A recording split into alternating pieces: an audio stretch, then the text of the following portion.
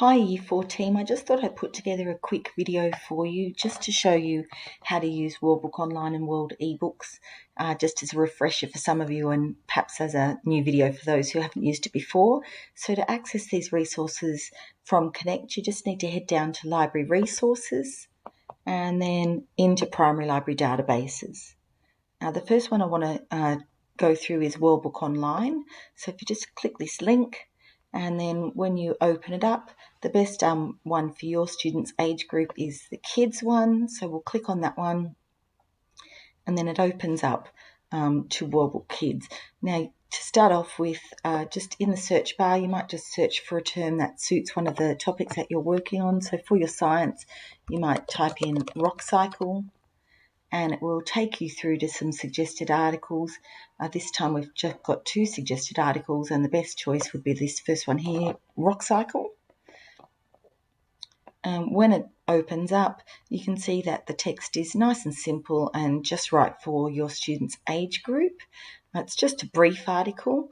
When you're looking at other articles, don't forget to have a look up at the top at these tabs. Sometimes there's an extra tab that gives you information, links to other websites, extra diagrams and pictures and so on that you might find helpful. Also, don't forget over here in the tools section, you've got the option to save this page or print the page. You can also have that translated into another language, or perhaps for some students the option to have the text read aloud to them as they read along is a good option. If you need more help with these tools, just pop across and see me in the library or let me know. I can come to you and run through that in a little more detail. So that's looking at the articles. To get back to the search page, just click on the part here where it says kids, and it will take you back to that searching page. So you could search for other terms like soils or rocks or minerals and other ones. I have put some suggested search terms in the extra resources list that I sent out to you for ones that I've already had a look at that I think you'll find helpful. Don't forget, when you are using Worldbook, to have a look down here at some of these other options. This term, particularly the science projects, might be of particular use to you. So if you click on those science projects, you'll get some different topics and areas that you'll want to explore. If you head into the Our Planet section, there are 4 different experiments that I think you'll find helpful this term. How much air is in the soil, dig in, what's soil made of, and testing the soil. So if I just click on one of these, if we click into dig in, it gives you over here the list of the equipment that you need.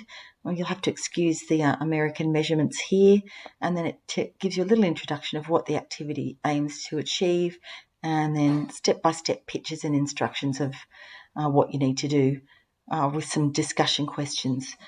They're very simple activities, but probably the type of thing you could get children to have a look at in little groups in class, or perhaps even send them to have a look at it at home as a project or something along those lines. So that's our Worldbook Kids. Now, if we just head back into Connect and back into the Primary Library Databases, I can show you Worldbook eBooks. And if we scroll down, you just need to click on the link that's provided here to take you in to have a look at the ebooks. Now these are really good because you can have a look at these in the classroom on your smartboard. So you'll see a few different topics listed across the top. If we scroll across to environment, there are 2 in particular for this term that I think you'll find useful with your students. The Earth's Features. This is a fairly simple book, but it does go through some of the different landforms. It does have some nice pictures, some simple diagrams and labels that you could use with the students in your class. They could be looking at these on the iPads, or you could do it together as a whole class. It might be something good to set for an individual reading group or something quite simple. So there's one ebook that you might find helpful. To get out of this ebook but not leave World ebook altogether, just go back over here to this bookshelf bar, and it will take you back where we started before. Still in environment here for your geography unit. This one here on biomes and climate might be a good choice for you. So if we just click in and have a bit of a look at this one, the text level in this one is a little more difficult, but I think it hits the topic that you're looking at. So perhaps one to read as a class with the teacher scaffolding the information and asking questions and so on. So that's another good ebook that you might like to explore. And then if we just head on back over here, you'll see throughout the year you can have a look in here at some of the other ebooks. They've got some early readers and so on. So it's definitely worth an explore. You can see some of these extra topics that you might find. The nature and science probably is another good one for you to be looking at throughout the year.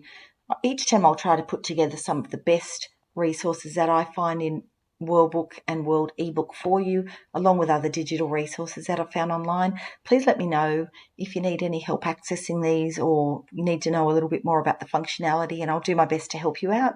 Otherwise, I hope you find them useful. Thanks.